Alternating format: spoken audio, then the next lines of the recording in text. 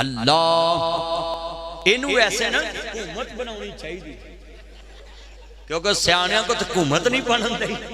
حضرات ایک ضروری اعلان سنیں میاں شباز شریف صاحب زرداری صاحب نواز شریف صاحب فضل الرحمان صاحب اگر آپ سے حکومت نہیں بن رہی مجھے بتاؤ میں وزیر اعظم بننے کے لیے تیار ہوں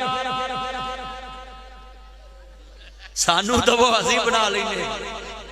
ساڑھا ناک واگتا ہے وہ بولو بھائی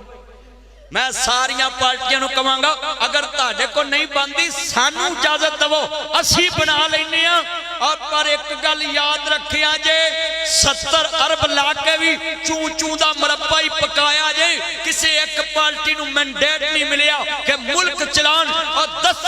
کلہ بندہ فیصلہ صحیح کرتا ہے یا 5-6 رل کے کر دینے کلہ جناب جی فیصلہ کرے تے فیصلے طاقت ہوں دیئے ساڑھے ملک تے ساری عمر اے ہو کچھ رہنا ہے 70 ارب لاکے مچ ویچ کے کوڑی لئی دودھ پینوں گئی لے سٹنی پئی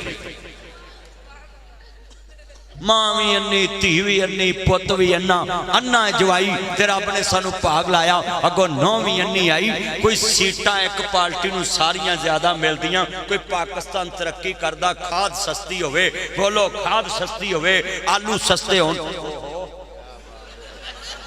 آلو مہنگے ہونا تھے میرے منہ نکل گیا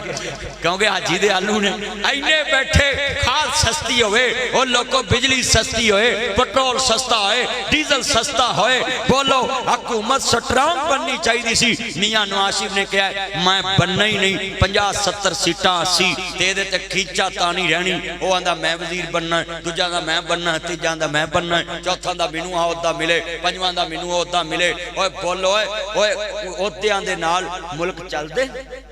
ملک چلتے نے فیصلے کیتے ہیں جتے ایک پردان ہوئے ہوتے فیصلے ہوندے نے جتے بہتے پردان ہوتے فیصلے نہیں ہوندے میں اپنی عوام نو کہاں گا خدا واسطے کہ ملک واسطے کٹھے ہو جاؤ نہیں تے ملک گیا جے لوگوں پیسہ جناب جی اس ٹائم ڈی ویلیو ہو گیا ہے ڈالر ڈی ویلیو میں تانوں ہی اپیل کرنا ہے اپنے ملک واسطے کٹھے ہو جاؤ ملک کہتے اسی ہیں بولو ملک کہتے